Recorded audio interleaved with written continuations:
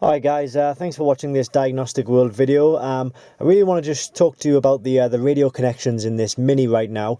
It's a Mini Cooper 2004 model. When we got the vehicle, it had this sort of aftermarket stereo in, which was pretty naff, to be honest with you.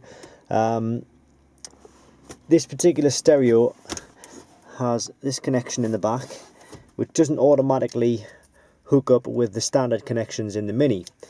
So what the previous owner has done is they've bought this harness. So these two cables connect into the back of here, and that harness connects into the back of there. So that's how they've been using this particular radio. So what we wanted to do is we wanted to put it back to standard, because as I say, that is pretty naff. So we bought a second-hand used standard Mini radio and CD player, assuming that when we went to hook it in, the connections in the Mini would just hook straight into the radio of the Mini, because this radio here is straight out of this vehicle. So we thought perfect. However, when we came to connecting it up, you'll see this one has the 17 pins, and this one has 40 blade style connections. So that's obviously not going to work. Now, we looked at a few different harnesses online, and spoke to a few different sound guys, and we were all a bit stumped as to sort of how this could connect up. Now, what we did eventually find a cable, which apparently is quite rare, and apparently is used on a lot of older BMWs and Rovers, in fact. It's called they call it a 17 to 40 pin. So it's 17 pin to 40 blades or something like that. But if you search for it, we picked this up for it was quite cheap actually, just £13. So, oh shit, we might need a new radio now. What I'll do is just show you. Trouble is trying to show you this with the camera in one hand as well. So what I can do is just put that there. So that's the connection for that one, and this just slots in here. So that's going to go in there like that.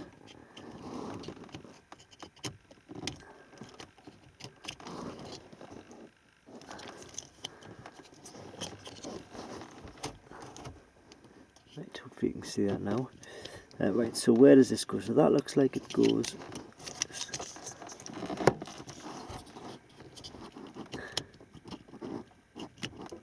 That's not going to go in there, is it? Unless that goes straight in there like that.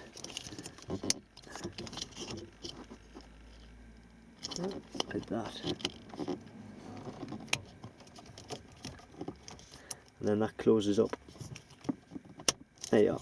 So that bit's connected, and now this part needs to go straight into the radio. So we'll get the back of the radio, and I guess it's gonna be like that.